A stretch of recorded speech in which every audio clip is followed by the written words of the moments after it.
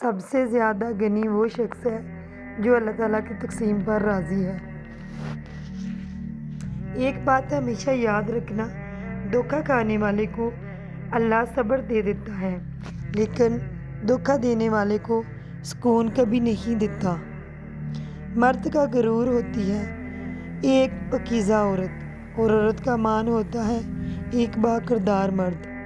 تم دوسروں کے راستے کی رکاوٹیں دور کرتے جاؤ، تمہاری اپنی منزل کا راستہ آسان ہوتا چلا جائے گا۔ سب سے اچھی چیز جو میں نے کی ہے، میں نے وہ لوگوں کو اپنے بارے میں بتانا بند کر دیا ہے کہ میری زندگی میں کیا ہو رہا ہے۔ جس دن آپ کو یہ پتہ چل جائے کہ بعض کاموں کا آپ کی مرضی سے نہ ہونا آپ کے لیے کتنا بہتر ہے، اس دن آپ کی بے سکونی ختم ہو جائے گی۔ موت گھبراہٹ ہے، بس جب تم جنازہ دیکھو تو کھڑے ہو جایا کرو۔ بیٹے نعمت ہیں اور بیٹیاں نیکی ہیں۔ اللہ پاک نعمتوں پر حساب لیتا ہے جبکہ نیکیوں پر ثواب دیتا ہے۔ جس شخص پر بیٹیوں کی پرورش کا بوجھ آ پڑے وہ ان کے ساتھ حسن سلوک یعنی اچھا برتاؤ کرے تو یہ بیٹیاں اس کے لیے جہنم سے آڑ بن جائیں گی۔ عورت اس مرد کے سامنے رو پڑتی ہے جس سے وہ محبت کرتی ہے، ورنہ آنسو تو وہ اپنی ماں سے بھی چھپا لیتی ہے۔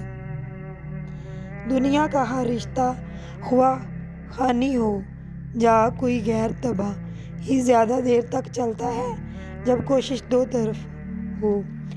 مرزا غالب کا ایک خوبصورت شعر ہے، ٹھکانہ قبر ہے عبادت کچھ تو غالب۔ روایت ہے کہ خالی ہاتھ کسی کے گھر جایا نہیں کرتے۔ خود کو اتنا مصروف لازمی رکھیں کہ آپ کے پاس منفی خیالات، نفرت، پچھتاوے اور ڈر، خوف وغیرہ کے لیے وقت نہ ہو۔ انسان کے آنسو اس وقت مقدس ہوتے ہیں جب وہ کسی اور کے دکھ اور تکلیف کو محسوس کر کے نکلے۔ غرور اور تکبر سے بچے۔ کائنات کا پہلا گناہ شرک تھا، نہ کفر تھا، بلکہ پہلا گناہ یہ تھا کہ میں اس سے بہتر ہوں۔ جو عورت ہر وقت بالوں کا جوڑا بنا کر رکھتی ہے، ایسی عورت مرد کی کمزوری کو فوراً جان لیتی ہے اور مردوں کو عقل کو بھی مات کر دیتی ہے۔ جس عورت کے پاؤں کالے، چہرہ سفید ہو، ایسی عورت بالکل بھی بھروسے کے قابل نہیں ہوتی اور یہ جھوٹ کو بھی سچ بنا کر بیان کرتی ہے۔ جب تم پر کوئی سختی یا مصیبت آئے تو اپنے مخلص دوست سے ذکر کیا کرو، کیونکہ اس کے 4 نتائج نکلیں گے۔ یا اپنے ذمے لے لے گا، یا تو مدد کرے گا، یا مشورے سے رہنمائی کرے گا، یا پھر دل سے دعا دے گا۔ عورت کا چپ کر جانا اس کے زور و قطار رونے سے کہیں زیادہ پر اثر ہے۔ اگر کسی کا ایک آنسو تمہاری وجہ سے گر گیا تو روز محشر تک اس کے قرضدار بن جاؤ گے۔ کبھی کبھی اتنی تکلیف ہوتی ہے کہ اللہ کے سوا کسی سے بات کرنے کا دل نہیں کرتا۔ محبت اور دوستی، یہ دونوں چیزیں ہر طوفان کا سامنا کر سکتی ہیں، مگر ایک چیز ان دونوں کے ٹکڑے ٹکڑے کر سکتی ہے اور وہ ہے غلط فہمی۔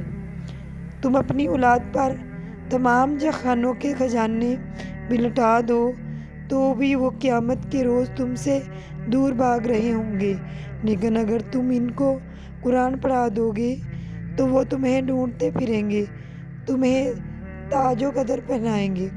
وقت ایک دن پلٹا کھا ہی جاتا ہے، اکڑ والے وہیں رہ جاتے ہیں۔ عورت چاہتی ہے کہ اسے لفظوں کے بغیر سمجھا جائے، اس کی خاموشی کو محسوس کیا جائے، اس کی طلب کی قدر کی جائے، اس کی آنکھوں کی نمی کو دیکھ کر اس کے دل کا حال جانا جائے۔ وہ چاہتی ہے کہ اس سے ایسی محبت کی جائے کیونکہ یہ واجب المجیت ہے۔ اپنے دوستوں کا انتخاب سوچ سمجھ کر کیا کرو، کیونکہ تم اپنے جنازے کی پہلی صف کا انتخاب کر رہے ہوتے ہو۔ جس عورت کے ہونٹوں پر تل ہو تو سمجھ جاؤ ایسی عورت پیار اور محبت کی بھوکی ہے۔ اگر کوئی اس سے 2 لفظ پیار کے بول دے تو وہ اس کی طرف ہی مائل ہو جاتی ہے۔ اگر کسی کو تکلیف میں دیکھ کر تمہیں تکلیف ہونے لگے تو سمجھ لینا تم اللہ کے بنائے ہوئے بہترین انسان ہو۔